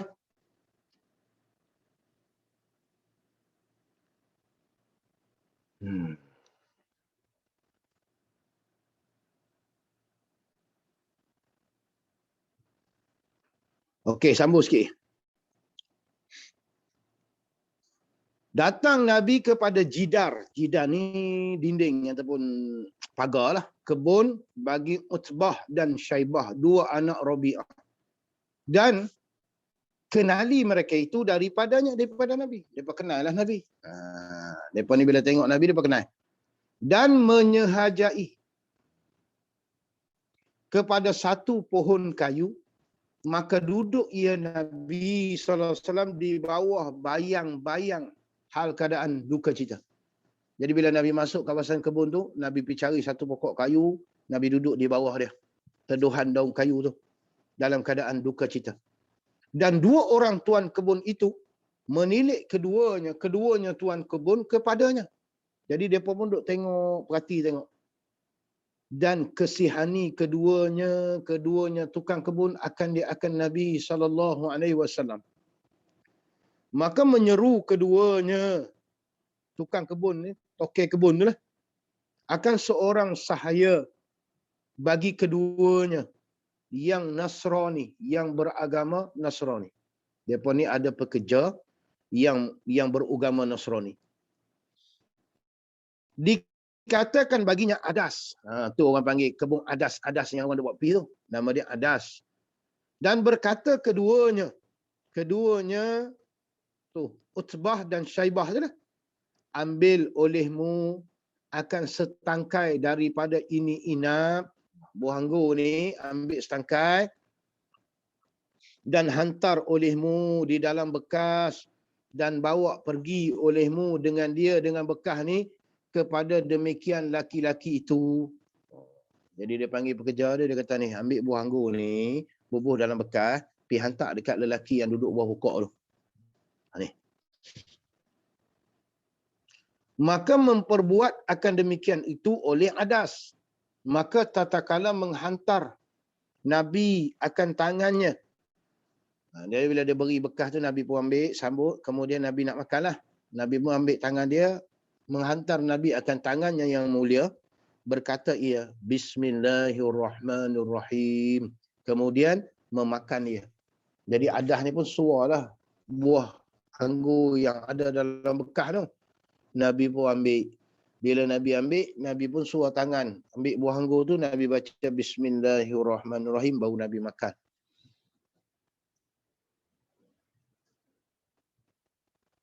Kemudian maka menilik Adas kepada mukanya sallallahu alaihi wasallam. Kemudian berkata ia, bahwasanya ini perkataan tiada berkata akan dia oleh ahli negeri ini. Jadi bila dia dengar Nabi baca bismillah, dia peliklah. Dia kata, tak biasa dengar ni orang baca bismillah ni. Perkataan ni tak biasa dengar di negeri ni. Jadi kata. Maka berkata Rasulullah sallallahu alaihi wasallam, dan dari mana negeri engkau? Bila Nabi dengar, dia tanya, Nabi pun tanya, mai daripada mana? Dan apa agama engkau? Sahutnya, aku Nasrani dan aku seorang laki-laki daripada ahli Nainawi. Maka berkata Rasulullah, adakah engkau daripada kampung laki-laki yang soleh, Yunus ibnu Matta? Sahutnya, apa yang memberi ketahuikan Tuan hamba? Apa Yunus ibnu Matta? Jadi bila Nabi dengar dia ni orang Nasrani, dia sebut Nainawi, Nabi kata, kenal tak lelaki soleh yang duduk di negeri Nainawi, nama dia Yunus ibnu Matta, Nabi Yunus. Jadi bila lelaki Adas ni dengar, dia peliklah. Orang tak tahu cerita Yunus ni, macam mana dia boleh tahu? Apa yang memberi ketahuikan Tuan hamba? Apa Yunus ibnu Matta? Macam mana boleh tahu Yunus ibnu Matta? Sabda Nabi, ia Yunus ibnu Matta, saudaraku, adalah ia Nabi dan aku Nabi. Dia kata Yunus ibnu Matta ni bukan orang lain, adik-beradikku. Dia Nabi, aku Nabi. Nampak tak? Syah. Dan cenderung Adas atas Rasulullah sallallahu alaihi wasallam, hal keadaannya mengkucupkan kepalanya Nabi yang mulia dan dua tangannya dan dua kakinya dan masuk Islam ia. Allahu akbar. Tengok akhlak Nabi ni. Daripada orang Nasrani yang tak percaya dengan Nabi, tiba-tiba dia beriman dengan Nabi. Penduduk yang kita kata agama orang Arab ni. Nabi ajak beriman, dia pepunggan Nabi. Mari tang hamba ni bila dia dengar kisah ni, kisah Yunus ibnu Matta yang Nabi cerita, dia terkejut sebab tak ada siapa tahu cerita ni melainkan dia. Tiba-tiba Nabi boleh tahu. Nabi pun habaq, Yunus itu saudara aku. Dia Nabi, aku Nabi. Terus dia pegang kepala Nabi, dia kucuk dua kepala Nabi, kepala Nabi yang mulia. Kemudian dia kucuk dua tangan Nabi yang mulia. kemudian dia kucup 2 kaki Nabi yang mulia, kemudian dia beriman kepada Nabi sallallahu alaihi wasallam.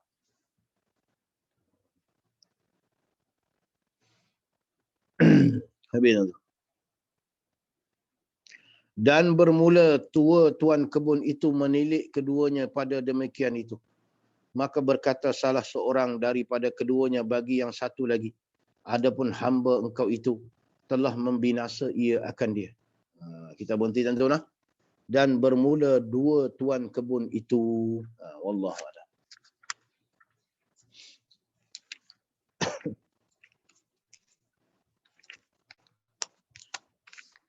Okey, Kak Dah? Kak mengantuk belakang dah tu. Jadi insyaAllah kita akan bertemu lagi. Ada satu kitab Ustaz. Ya? Saya bawa satu kitab Kak. Saya ada di bahagian serai ni Kak. Oh, okey. Kita baca satu kitab dulu Kak. Sebab tu saya baca banyak tu. Boleh Kak Dah? Kita baik Ustaz. Masih banyak-banyak lah. Kita akan jumpa lagi insyaAllah dah. Ustaz, kok mereka ada soalan nak tanya apa ke Ustaz? Okey, Kok tanya. ada muslimat ada soalan-soalan nak tanya kat Ustaz. Jangan tanya pasal kayu balak tengah jalan tu nah. Dia kata minum air. Kau dalam kenaan dengan kita ada tersediaan ni ada job yang ada siapa yang kemuskilan boleh tanya Ustaz. Walaupun hari ni Ustaz tak, Boleh tanya, boleh tak tanya. lanjutkan dengan kitab ni, tapi boleh siapa-siapa buat soalan untuk kitab ni. Boleh. Silakan. Ya, insyaAllah pada jemaah yang ingin Semua tak bertanya berani. soalan boleh dengan cara buka mic ataupun tulis pada ruangan chatting untuk bertanyakan soalan berkenaan apa yang Ustaz telah syarahkan kita pada pagi ni. InsyaAllah menarik kisah-kisah yang Ustaz kongsikan ni. Silakan pada yang nak tanya soalan. Semua sedih tak mau tanya. Sedih, cerita sedih. Ustaz, cerita ni sikit. Ya.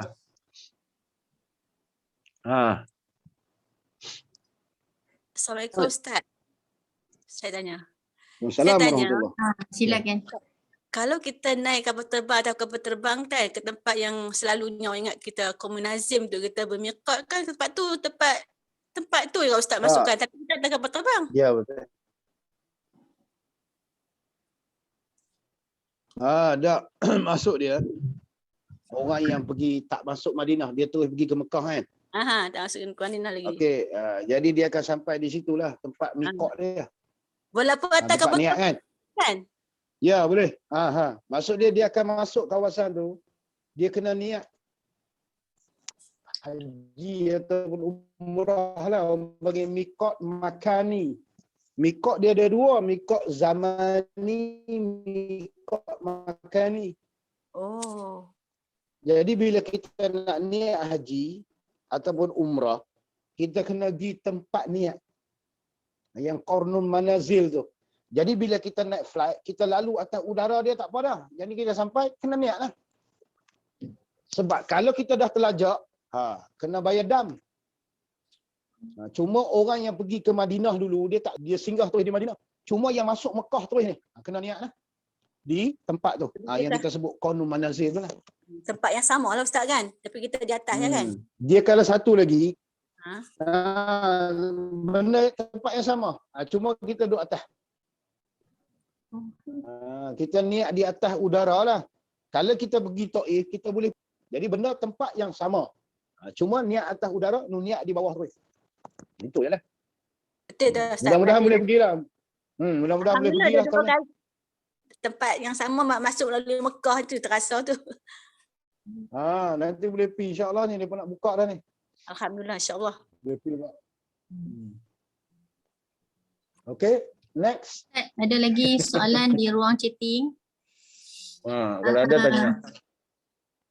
daripada jemaah kita yang bernama Puan Subihah, dia bertanyakan soalan, adakah pokok yang Nabi Ya. berteduh tu pokok yang ada sampai sekarang, yang ada rimbun hingga sekarang ni?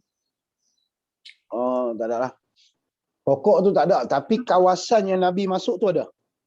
Cuma mereka dah tanam anggur kan. Dia sebenarnya ladang anggur yang Nabi masuk tu. Yang kata masuk berteduh tu, satu kawasan ladang anggur. Yang mereka duk bawa kita pergi tu lah masuk tu. Lepas tu ada tapak macam masjid kat dalam. Di situ lah. Nah, kalau mungkin daripada setengah jemaah ni, muslimat ni yang pergi situ, kan dia masuk dalam ladang anggur kan. Tapi dah tak ada dah anggur tu. Dia ada pokok-pokok, ada kawasan rumah orang. Lepas tu dalam tu ada sebuah masjid yang mereka buat.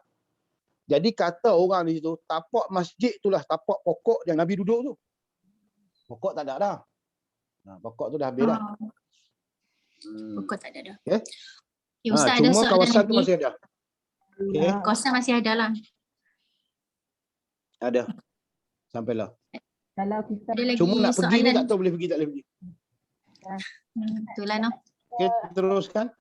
rimbun tu rasa kalau kata yang dekat Yayasan Restu tu kan dulu kami dah buat rombongan, dia ada macam ada tempat satu perjalanan Nabi. Jadi mereka ada buat satu pokok untuk Nabi Muhammad berteduh bawah tu. Lebih kurang tu lah. Tak banyak. Oh, dia ada. Dalam Yayasan Restu dulu. Tok Hero. Tak, bukan. Kami pergi rombongan di KL ni, Yayasan Restu. Dalam Yayasan Oh, ni. Ni apa nama? Yayasan Restu saya tahu di Shah Alam. Shah Alam. Kami buat Di Shah rombongan. Alam kan? Muslimat ada pergi kami buat rombongan. Dalam tu dia buat perjalanan Nabi. Jadi kami masuk dalam tu, perjalanan Nabi, rumah Nabi apa semua dalam tu, semua kami tengok. Lepas tu dia ada pokok, dia buat satu pokok tempat Nabi berteduh. Situ semua. Kalau cara macam masuk dalam tu macam kita seolah-olah kita Iya kan? ya, kami pilih. Rihlah Nabawiyah. Ya kami Saya tahu. Saya pernah pergi tu. Dekat belakang masjid Shah Alam. Ya betul Ustaz. Kami bawa jemaah.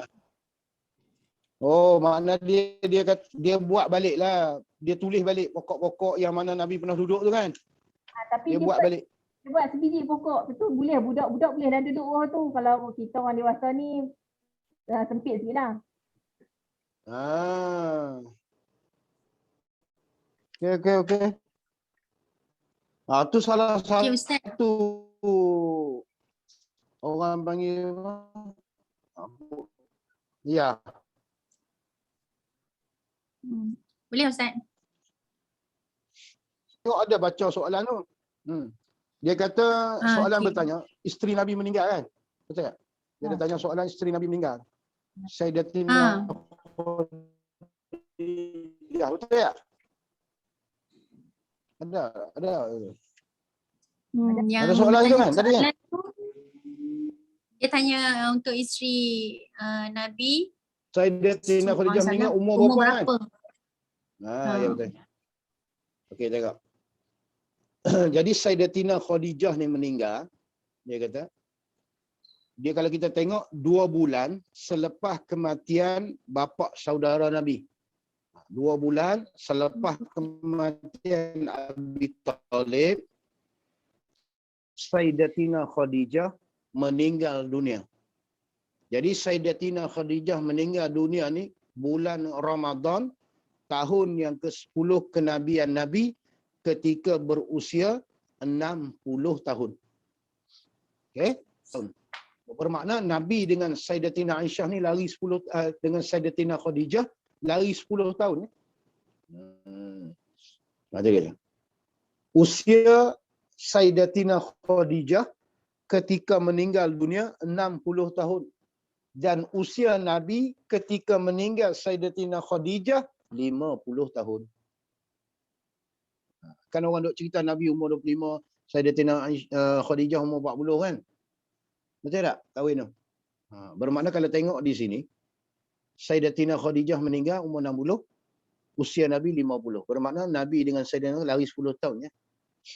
Kan? Bukan lari 20 tahun. Umur dah. Okey, dapat jawapan Yakni kalau orang tanya 2 bulan selepas kematian Abi Talib meninggal Sayyidatina Khadijah. Bulan apa meninggal? Bulan Ramadan. Tahun ke-10 Hijriah ketika berumur 60 tahun. Okey? Beres. Ya Ustaz. Ada Okey. lagi soalan Ustaz? Ada apa dia? Macam di awalnya tadi yang Ustaz cerita menitisnya darah Nabi saat dilontarkan batu oleh golongan kafir yang tak faham Taif tu. dan tak Duduk mengetahui, Taif. mungkin tak mengetahui. Okey. Di situ dalam kejadian sejarah Nabi, berapa kali titisan darah Nabi gugur ke bumi selain daripada Dia kalau berlakunya peristiwa tu. Okey. Yang saya ingat lah, ni cerita yang saya ingat. Darah Nabi mengalir ni dengan cara yang dibuat oleh orang kafir lah. Kan? Mana dia kalau Nabi berbekam apa semua tu saya tak tahulah. Cuma yang paling masyhur 2 cerita lah. Satu di Taif tu, darah Nabi ni mengalir. Yang keduanya dalam peperangan Uhud. Dalam peperangan Uhud di perkampungan Uhud berlaku juga peristiwa darah Nabi ni menitik jatuh ke bumi. Cuma setiap darah ke apa sahaja yang daripada Nabi ni bermakna Allah Ta'ala akan suruh bumi ni telan. Kalau bahasa kita lah, apa sahaja yang keluar daripada kita, bumi tak telan. Tapi hak Nabi ni hilang. Cuma kesan daripada darah Nabi tu ada setengah orang kata sampailah duk bau wangi lagi. Darah Nabi bekas, darah Nabi menitik tu sampailah bau wangi lagi. Jadi peristiwa menitisnya darah Nabi ni sebab dia 2 kali lah yang saya ingat. Satu di Taif kita cerita tadi, duk punggai batu. Yang kedua dalam peperangan Uhud. Dan tempat masih ada sampai sekarang. Seperti mana tempat yang Nabi menitis darah di Taif tu. Ada sampai sekarang. Di Uhud pun ada sampai sekarang. Cuma yang lebih sikit di Bukit Uhud tu, tempat yang Nabi sandar tu, batu tu, dia jadi melengkung. Dia jadi macam bentuk kerusi. Hebat Nabi ni. No? Dia jadi macam terlekak lah bagi Nabi duduk sedap lah. Macam kita duduk kursi empuk, yang lembut-lembut kan. Dia automatik. Batu tu jadi lembut. Wallahu'alam. Dan lagi satu soalan Ustaz.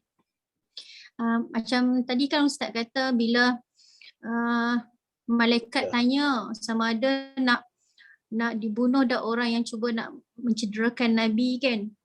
Kemudian Nabi ada berkata, nampuk batu. Nabi kata tak mau nak dihancurkan kaum tu sebab mungkin ada generasi yang lahir daripada tulang sulbi tu kan Ustaz. Jadinya soalannya kalau untuk macam generasi kita sekarang ni yang umat akhir zaman ni, yang mana sebelum-sebelum ni berlakunya peristiwa penghapusan manusia dengan berlakunya bencana besar pada zaman Nabi Nuh contohnya, berlakunya banjir besar tu, adakah terhapusnya semua manusia dan hanya tinggal manusia yang atas kapal tu sahaja? Dan adakah kita ni yang sekarang ni yang berada di bumi sekarang ni yang akhir zaman, umat akhir zaman ni ada pertalian dengan darah-darah para anbiya juga? Adakah susul galur dia tu daripada sulbi tu juga yang Ustaz cakap tu? Dia macam ni. Makna dia memang bila berlaku peristiwa banjir besar Nabi Nuh AS tu, semua makhluk ni kan, semua mati, binasa kecuali yang atas batera. Yang atas batera ni ialah anak-anak Nabi Nuh yang beriman. Pengikut-pengikut Nabi Nuh yang beriman. Yang tak beriman semua telah dibinasakan. Jadi sebab tu kalau orang tua-tua dulu bila kita tanya, hang ni keturunan mana ni? Keturunan anak Nabi Nuh. Sebab itulah Nabi Nuh tu digelar bapa manusia kedua. Nabi Adam bapa manusia pertama. Jadi kita ni daripada keturunan zuriat yang lahir daripada anak Nabi Nuh ataupun pengikut Nabi Nuh yang ada atas bahtera. Sebab tu anak Nabi Nuh ni dia masyhur kan. Dia ada Sam bin Nuh. Dia ada Ham bin Nuh kan. Dia ada Yafid bin Nuh. Jadi kalau Ham bin Nuh itu bapa orang Sudan. Orang kulit hitam lah. Orang kulit hitam ni daripada keturunan Ham bin Nuh. Kalau Sam bin Nuh, dia orang Arab. Keturunan Arab. Abul Arabi. Kalau Yafid bin Nuh, itu Ya'jud wa Ma'jud. Ya'jud wa Ma'jud. Okey. Jadi sekarang ni kita ni mungkin daripada keturunan anak cucu cicit Nabi Nuh lah. Ataupun pengikut Nabi Nuh tu yang ada di atas bahtera. Begitu juga binatang-binatang yang ada hari ni daripada keturunan binatang yang ada atas bahtera Nabi Nuh tu lah. Understood? InsyaAllah Ustaz. Alhamdulillah. Terima kasih atas pencerahan Ustaz. Baiklah, ada lagi jemaah-jemaah yang ingin bertanyakan soalan pada Ustaz sebelum Ustazah serahkan pada Hajar Rafidah kita untuk sesi menutup majlis. Okey, ada teman-teman kita yang terpaksa undur diri sebab mereka ada untuk temu janji vaksin. Yang lain ada lagi nak tanya soalan? Rugi ni tak tanya soalan Ustaz depan mata. Boleh bertanya. Okey, insyaAllah. Ya Hajar, dipersilakan. Minta on mic. Allah. Yes. Alhamdulillah, syukur. Pagi ni cukup Ustaz cerita kisah Nabi yang cukup hati kita rasa ni lah kan, menitis air mata lah. Memang kesusahan Nabi untuk umat dia kan. Jadinya kita ni kenalah ambil Ustaz, apa yang kejadian entah Nabi tu, kita ni sebagai umatnya kenalah kan memahami, ambil ibrah atas kejadian yang berlaku. Dia besar payah kerana Islam kan. Jadinya sebenarnya selepas program ni kita ada doa penutup oleh awam Krisin. Jadi mungkin Ustaz ada kerja yang lebih penting, tak apalah, kita beri laluan kat Ustaz untuk undur diri dan keluar dulu. Terima kasih banyak-banyak kat Ustaz lah. Boleh Ustaz. Ustaz. Minta maaf banyak Ustaz lah. Terima kasih banyak kerana Ustaz beri masa habis. Sama-sama. Okey, sebelum okey Ustaz sana. InsyaAllah. Jumpa lagi Terima Ustaz. kasih banyak Ustaz. Okey. Kita bertemu lagi di lain minggu insyaAllah. Sama-sama jumpa. Baik. Okey. InsyaAllah. Baik Okey. Ustaz. Okey, sekarang ni bagi laluan kepada AJK untuk buat penutupan majlis ilmu dengan doa iman Al-Iman Abdullah bin Alawi Al-Haddad. Silakan AJK. Dan hari ini saya akan buat penutupan doa. Tak keluar lagi kau. Tak apa Ustaz, ada pun tak apa, okey je. Jemaah minta keluar berada dalam ni. Tapi saya tak tahu nak keluar lagu mana kau. Ustaz tekan keluar ada list tu tekan left sahaja yang ada tanda button merah tu Ustaz. Button merah. Lift. Okey. Bye-bye. Bye-bye.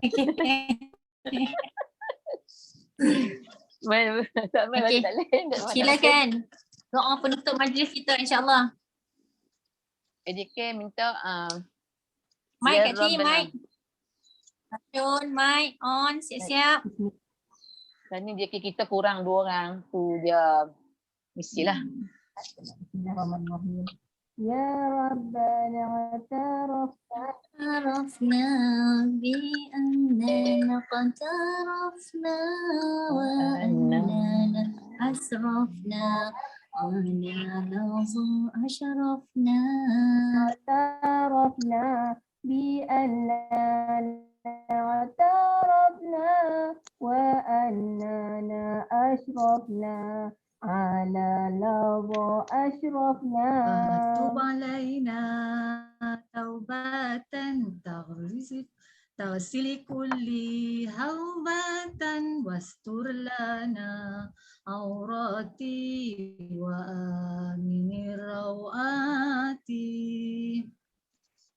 يا ربنا اعترفنا بأننا اقترفنا وأننا أسرفنا على لظى أشرفنا يا ربنا اعترفنا بأننا اعترفنا وأننا أشرفنا على لظى أشرفنا واغفر لوالدينا ربي ومولودينا والآل والإخوان وسائر الخلان يا يا ربنا اعترفنا بأننا اقترفنا وأننا أسرفنا على لظى أشرفنا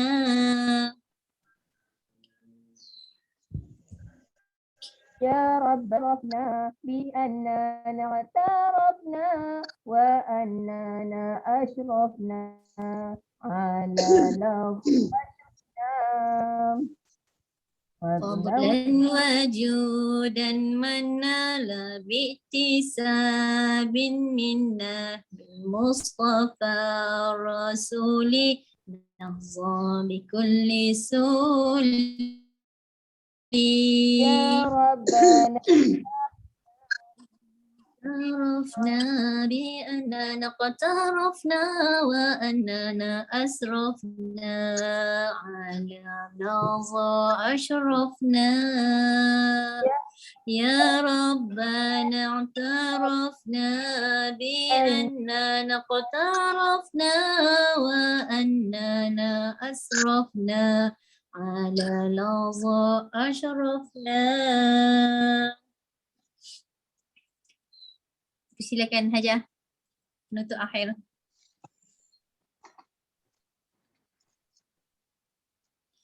Buka mic. Bismillahirrahmanirrahim. Alhamdulillahirrahmanirrahim. Wassalatu wassalamu ala asyrafil mursalin Sayyidina Muhammad wa ala alihi wa sahbihi ajma'in. Allahumma inna as'aluka ilman nafi'an wa rizqan tayyiban wa amalan mutaqabbala. Allahumma inna a'udzu bika minal baras wal jununi wal juzami wa min sa'iil asqam. Rabbana fa'fir lana dzunubana wa kaffir 'anna sayyi'atina wa tawaffana an abrar. Rabbana atina fid dunya hasanah wa fil akhirati hasanah wa qina azabannar wa qina adzabannar wa qina azabannar. Subhana rabbika rabbil izzati amma yasifun wa salamun alal mursalin walhamdulillahi rabbil alamin. Dan disudahi dengan tasbih kifarahan. Masing-masing baca subhanakallah bihamdika asyhadu an la ilaha illa anta astaghfiruka wa atubu ilaik. Subhanakallah bihamdika asyhadu an la ilaha illa anta astaghfiruka wa atubu ilaik. Rabbana taqabbal minna innaka antas samiul alim wa tub alaina ya maulana innaka antat tawwabur rahim wa la tu'akhidna bil azami wal jaraimi ya karim da'wahum fiha subhanakallah wa tahiyyatuhum fiha salam wa da'wahum alhamdulillahi rabbil alamin. Taqabbalallahu minkum minna wa minkum taqabbal ya karim. Alhamdulillah, syukur kepada Allah Subhanahu Wa Taala. Selesai sudah majlis ilmu kita pada pagi ini dan kita ucap tahniahlah kepada jemaah semua yang khusyuk tadi apabila dengar cerita kisah Nabi daripada Ustaz tadi, dan kita harap semua jadi ibrah lah ke atas semua masing-masing no? Pengorbanan seorang Nabi terhadap umat dia nah. Jadi itulah kita banyakkanlah berselawat ke atas Nabi, dan Nabi lah satu-satunya yang akan tolong umatnya nah, macam kita ni lah di akhirat nanti insyaAllah. Dan akhir kata dari saya ucapkan terima kasihlah kepada jemaah jemaah semua yang berada dalam grup ni juga di Facebook, yang mana yang banyak yang memberi sumbangan dan infak secara langsung atau tak langsung. Kami mengucapkan pertolongan pada kami lah. Kami ucapkan ribuan terima kasih banyak lah. Dan akhir kata wabillahi taufiq wa hidayah. Assalamualaikum warahmatullahi taala wabarakatuh.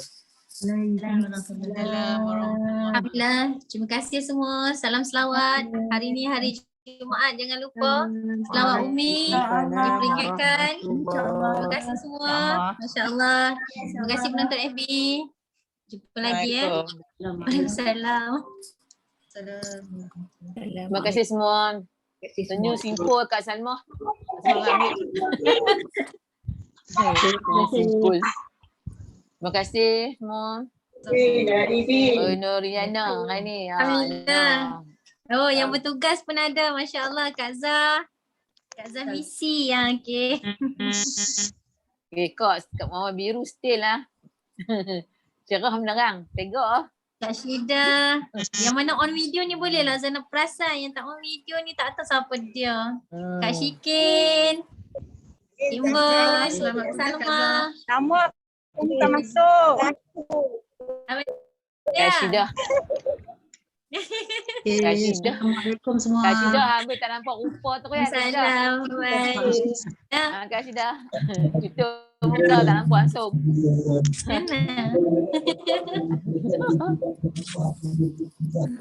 Okay, minta diri dulu. Ya, ya. Silakan. Nanti anda Okey. Terima kasih. Kak